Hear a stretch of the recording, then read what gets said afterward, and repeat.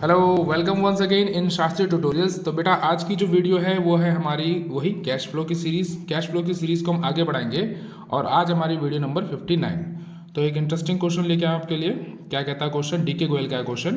From the following information calculate cash flow from investing activity and cash flow from financing activity. ठीक है, दोनों बनाने हमने तो बनाएंगे। पहले क्वेश्चन को देख लिए। हमें क्या दे रखा है? प्लांट एंड मशीनरी दे रखा है। ओपनिंग बैलेंस 8,50,000 दिखाई दे रहा है। चलो ठीक है, दिख रहा है।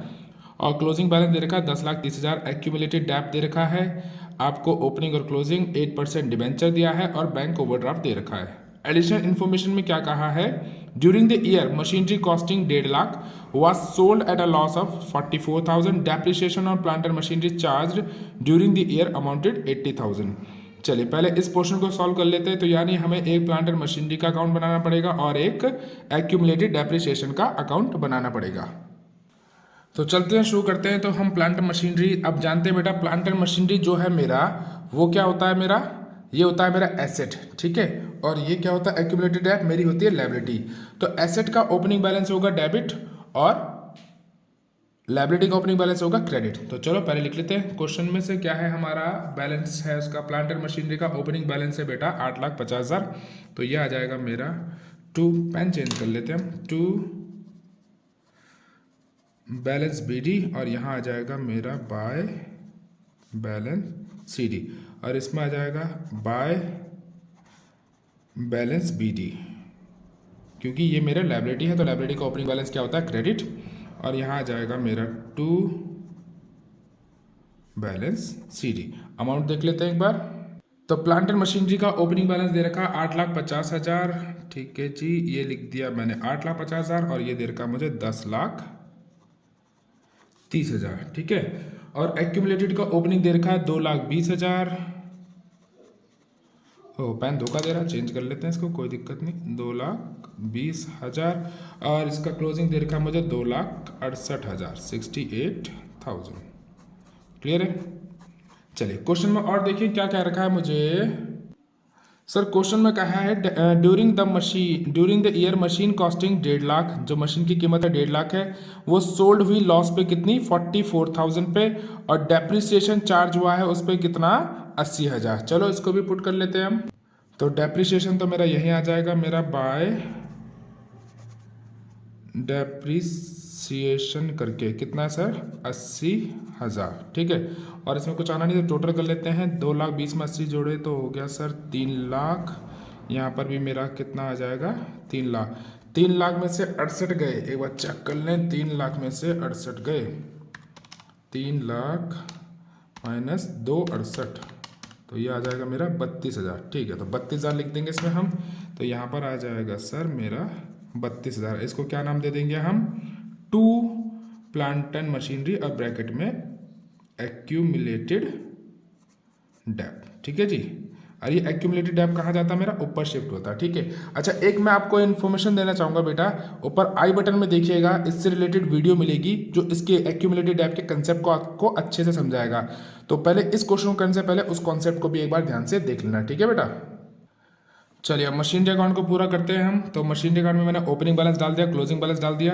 ये एक्यूमुलेटेड डेप्ट मेरा यहाँ शिफ्ट हो जाएगा। तो ये एक्यूमुलेटेड डेप्ट हम यहाँ शिफ्ट कर देंगे। इसको लिख देंगे हम यहाँ पर बाय एक्यूमुलेटेड डेप्ट। कितना आ जाएगा सर? 32,000। एक बार क्वेश्चन में देख लें हम और क्या इन्फॉर्मेशन थी बच्चे हमारे पास। यहाँ पर रख लेता हूँ मैं इसको, थोड़ा सा इसको ऊपर कर लेते हैं। तो क्वेश्चन में मुझे कह रहा है कि during the year machinery costing 1.5 lakh, जो कॉस्ट है मशीनरी की वो है 1.5 लाख की। ठीक है। सोल्ड क्या है? लॉस में कितना? 32,000 का। तो लॉस को हमने लेस कर दिया, लॉस तो कितना बचा मेरे पास? ये हो गया 1,06,000। ठीक है जी। अब ये हो गया। और मेरे पे जो डैप लगा है, डैप कितना लगा था सर? डैप लगा था 32,000 का। दिखाएं आपको सर, ये रहा 32,000 का। तो डैप भी लेस कर दिया हमने 32,000 का। ये क्या हो जाएगा सर? डैप लेस हो गया। क्लियर है? तो मेरे पास कितना बचा? 0 0 और ये 74।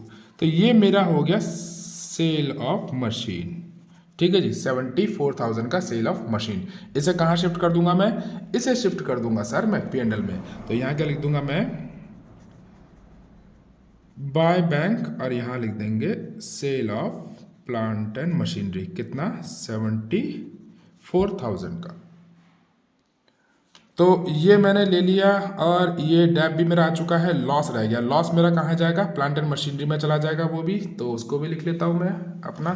तो यहाँ लिख देंगे हम बाय, यस बताएं क्या आएगा, लॉस को कैसे सब करते हैं, बाय P&L, और ये आ जाएगा मेरा लॉस ऑन सेल, कितना है 74, नहीं सॉरी, लॉस था मेरा कितना 44,000, ठीक है जी। तो 44,000, चलिए जी अब इसका बैलेंसिंग फिगर निकाल लेते हैं हम।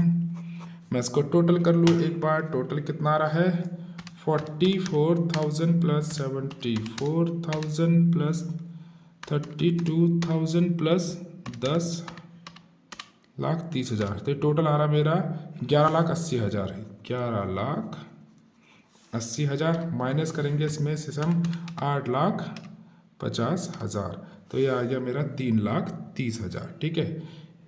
इसको हम लिख लेते हैं 3,30,000, ये भी क्या आ जाएगा 11,80,000। इसको क्या नाम दे देंगे, टू बैंक ब्रैकेट में परचेज बैलेंसिंग फिगर।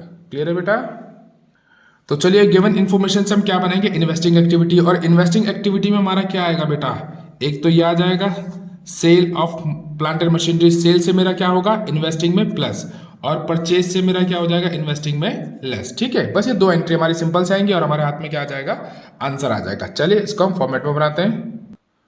तो सेल कितना हुआ था बेटा, सेल हुआ था हमारा 74,000, 74,000 का, और ये हुआ था मेरा 3,30,000 का। तो मेरा हाथ में आंसर आ जाएगा, सब माइनस का बड़ा है तो आंसर माइनस का ही आएगा, तो ये आ जाएगा 2,56,000, 2,56,000 माइनस का आया है, तो इसको हम क्या लिख देंगे, नेट, बोलिए हाँ हाँ बताओ, यस माइनस में आता है तो यूज्ड आता है, तो net used,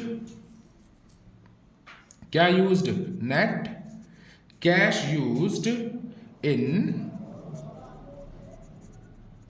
investing activity. Clear है बेटा। तो ये हमारा आ जाएगा 2,56,000। अब हम बनाएंगे फाइनेंसिंग एक्टिविटी। तो चलिए बेटा फाइनेंशियल एक्टिविटी बनाते हैं। फाइनेंशियल एक्टिविटी में क्या कह रहा है, हम एक बार जरा क्वेश्चन को देख लें। क्वेश्चन क्या कहता है हमारा, 8% डिबेंचर हैं 3.5 लाख के करंट के, और प्रीवियस के थे कितने 5 लाख के, यानी पीछे थे हमारे पे 5 लाख और अब हो गया हम पे 3.5 लाख। तो यानी कि हमारे डिबेंचर कितने हुए, 1.5 लाख से रिडीम हुए, ठीक है। तो 1.5 लाख से हमारा रिडीम हो गया। और एडजस्टमेंट में कहता है, ये तो जो इंटरेस्ट बैंक ओवरड्राफ्ट है तो बाद में देखेंगे। डिबेंचर वर रिडीम्ड ऑन 1 अक्टूबर, यानी 6 महीने, एट अ प्रीमियम ऑफ 4%, यानी कि जो रिडीम हुआ है उसमें 4% का प्रीमियम लगा है, ठीक है। तो वो भी देखते हैं, चलिए। तो यहां लिख देंगे हम क्या, रिडम्पशन ऑफ डिबेंचर। तो रिडम्पशन कितने के हुए बेटा मेरे, रिडम्पशन हुए मेरे 1.5 लाख के। अब प्लस कर दूंगा इसमें मैं प्रीमियम, तो प्रीमियम 1.5 लाख का कितना निकालना, 4%, 1.5 लाख का 4% निकलता है 6,000, ठीक है। तो 6,000 इसमें ऐड हो जाएगा हमारा 6,000, तो कितना आ गया 1,56,000 आ गया। अब हमारा इसमें इंटरेस्ट भी क्या रखा है कि भाई इंटरेस्ट जो लगा है, ठीक है। तो चलो वो भी लिख लेते हैं, यहाँ पर लिखेंगे हम interest paid on debenture, interest paid on debenture, ठीक है बेटा। तो इंटरेस्ट पेड ऑन डिबेंचर, इसका थोड़ा सा वर्किंग नोट बना लेते हैं हम यहाँ पर, क्लियर है। तो हमें जो दे रखा है ओपनिंग का कितना दे रखा डिबेंचर 2017 का, 2017 का डिबेंचर दे रखा 5 लाख, और क्लोजिंग का कितना दे रखा डिबेंचर 3.5 लाख, ठीक है। और जो इंटरेस्ट डिबेंचर है वो ये 1 अक्टूबर का है, तो हमारा 1 अक्टूबर यानी कि अप्रैल से अक्टूबर कितना होता है, अप्रैल मई जून जुलाई अगस्त सितंबर अक्टूबर, 1 2 3 4 5 अप्रैल से ना, अप्रैल मई जून जुलाई अगस्त सितंबर अक्टूबर, तो 6 मंथ हो रहे हैं, ठीक है जी। कितने होंगे 6 मंथ, यहाँ पर एक एक्स्ट्रा आ गया 6 मंथ हो जाएंगे, क्योंकि अब अक्टूबर हमारा फर्स्ट बन रहा है ना, तो अक्टूबर तो काउंट नहीं करें क्योंकि अक्टूबर की 1 तारीख है, तो 6 महीने हो गए सितंबर तक, क्लियर है। तो 5 लाख पे लगेगा हमारा 8% और 6 महीने का, तो ये कितना आ जाएगा, 2 जीरो से 2 जीरो कट गए, 6 का 2 होगा, ये 4 हो गया, तो ये आ जाएगा मेरा 20,000। और 3.5 लाख पे भी लगेगा सर मेरा 8% है, और 6 महीने का, ये 2 हो गया और 2 ये 4 उठा, तो 35 चौके 14, तो 14 यानी कि 14,000। एक बार चेक भी कर लूँ मैं, 3.5 लाख का थोड़ा सा कंफ्यूजिंग लग रहा है, into 8 divide by 100 into 6 divide by 12, ठीक है 14 बिल्कुल सही है मेरा।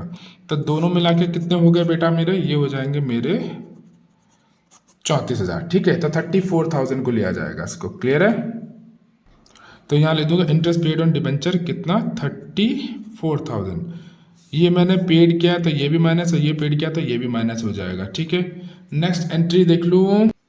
नेक्स्ट एंट्री कहता है interest paid on bank overdraft 28,000। अच्छा, बैंक ओवरड्राफ्ट पहला मेरा कितना था, 2,10,000 का, और अब हो गया मेरा 3 लाख का। यानी कि मैंने बैंक से प्रोसीड किया 90,000 का, बैंक से प्रोसीड हुआ 90,000 का, तो ये भी आ जाएगा। और 28,000 का मेरा क्या आ जाएगा, interest paid on bank overdraft. चले जी, तो इंटरेस्ट पेड कितना हुआ, इंटरेस्ट पेड हो गया हमारा बैंक ओवरड्राफ्ट में 28,000 का। अब प्रोसीड कितना हुआ सर, 90,000 का। प्रोसीड हुआ तो प्लस हो जाएगा, तो टोटल मेरा कितना आ जाएगा, चलो देखिए जरा, पहले माइनस वाले को प्लस कर लूँ मैं। 1,56,000 प्लस 34,000 प्लस 28,000, तो ये टोटल आ रहा है मेरा 2,18,000, ठीक है जी। इसमें से माइनस कर दूंगा 90,000, तो मेरा आ जाएगा 1,28,000, ठीक है जी। और इसको क्या लिख देंगे, तो बेटा ये आ जाएगा मेरा net cash used in financing activity. Use क्यों है, क्योंकि ये मेरा आंसर माइनस में है। आई होप आपको ये क्वेश्चन पूरा समझ में आया। राइटिंग थोड़ी सी गंदी हो गई है, पर चलो कोई नहीं, कॉन्सेप्ट तो क्लियर है।